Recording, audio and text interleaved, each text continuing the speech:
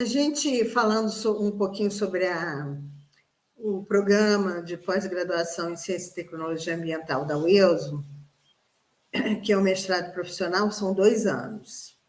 1 ano o aluno leva fazendo as disciplinas. Então, o que resta? 1 ano.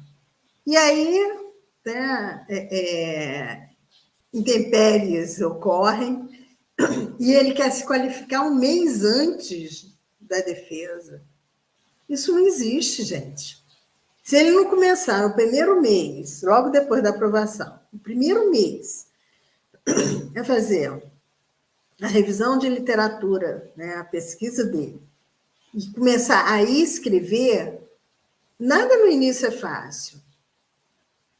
Né? Como diria uma professora que eu conheço, mas é igual andar de bicicleta, se sente dificuldade e depois você engata. É igual a dirigir. Né? A gente faz no semiautomático, não pode ser no automático, porque a gente tem que ter cuidado com os carros dos lados, né? Que agora tem que olhar para tudo. Mas, em termos de passar marcha, aquilo já é uma coisa que você já faz parte de você. Né? Então, o que acontece quando ocorre esse tipo de coisa, de fato? Uma frustração. O aluno fica frustrado. E aí ele vai para a qualificação, e quando a professora Rosana começa a falar assim, olha, seu trabalho não tem nenhuma citação, você publicou isso aqui que está escrito no texto é seu? Aí ele diz, não é meu não publiquei nada não. Falei, pois é, você tem que citar, porque foi alguém que escreveu isso. E isso não deve ser feito numa qualificação, porque isso é uma dúvida lá do início, sabe? Gente, problemas todos temos, a gente enfrentou uma barra aí nessa pandemia, foram 2 anos horríveis, né? Com perdas, desilusões, etc. Mas a vida continua, a gente está aqui. Então, assim, a gente tem que se apegar menos a determinadas coisas, ou pelo menos sermos mais profissionais. Porque quando isso é a pontinha do iceberg. Você citar uma frase, por citação direta ou não, que você está ipsiliter escrevendo, tirando de um artigo, ou você está reescrevendo aquela frase, ela não é sua. Ela é do autor fulano de tal, então você tem que colocar lá. Porque o chato do membro da banca vai perguntar, isso é seu? Mas como é que você constatou isso aqui? E o aluno fica, né, olhando para o horizonte infinito. No nosso mestrado, no nosso programa de pós-graduação em Ciência e Tecnologia Ambiental da UESO, agora normalmente o aluno tem que fazer um produto. E a CAPES, ela tem uma listagem, ela tem uma relação de produtos que podem ser feitos a partir daquele trabalho de pesquisa. Que pode ser um relatório técnico, pode ser um software. Então, assim, ele elenca. E isso o aluno também tem que ler. Cada um dos professores pesquisadores que estão lotados, né, no programa, eles têm isso. Às vezes não dá para fazer um software, né? Todo mundo quer fazer um aplicativo, virou moda. Cara, não dá. Escreve um relatório técnico, porque aí você pode mandar lá para o Ministério da Marinha falando que o calado ali naquela zona do porto, ou onde o navio passa, não está adequado, né? E aí você sugere as providências, porque esse foi o seu trabalho de pesquisa. Então, não dá, gente, para fazer isso depois de 1 ano. Eu vou falar umas coisas aqui, mas eu acho que pelo avançado da hora, a gente já está com 1h12 de live, se a gente puder fazer uma segunda parte, se vocês já estão pré-convidados aí,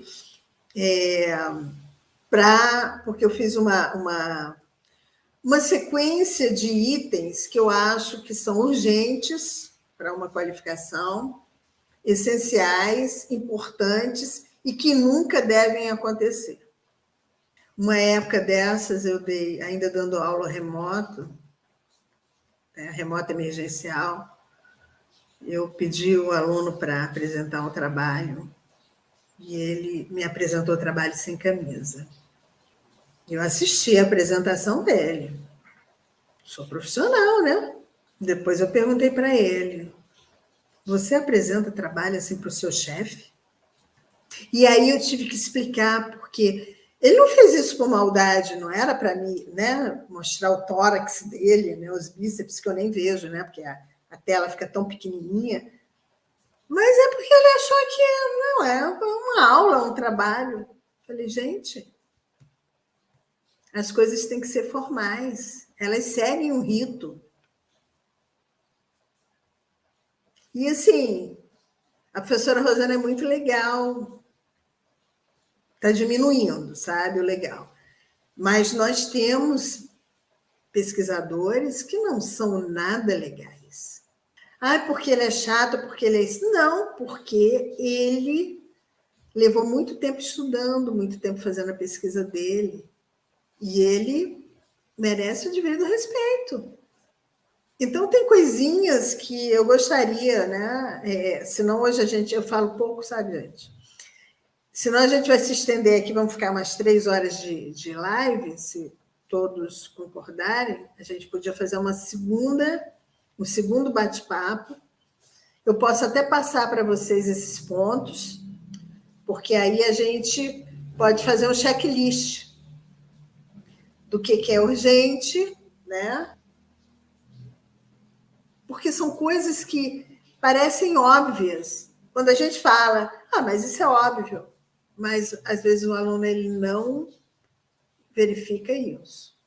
Gente, vocês querem falar mais alguma coisa? Eu acho que a gente pode encerrar, se vocês me permitirem, essa etapa. Primeiro bate-papo, né, sobre qualificação, eu acho que já deu para os nossos ouvintes e futuros, né, futuras pessoas que vão ver essa live, para entender que, apesar de formalidades a serem cumpridas, apesar de avaliações que devem ser pontuadas logo lá no início, quando você entra para um programa de mestrado, né, que as coisas não são tão difíceis assim, não são tão horríveis assim. Não ache que fazer um mestrado, não, eu vou fazer, sabe? Não é assim. Não é fazer de qualquer jeito. Porque quem vai avaliar você são os pares científicos, não são os coleguinhas que você joga futebol. Então, vocês têm que ter esse cuidado. Vocês têm que ter essa delicadeza, né, em ter ética nas ações, em fazer as coisas, fazer o texto, procurar entender aquilo que você está fazendo da melhor forma possível, porque você vai ter que passar isso para quem está assistindo, você é a banca, que são os seus pares de pesquisa, ou então numa divulgação científica. Quem disse que alguém numa divulgação científica, no chat vai fazer uma pergunta para você capciosa?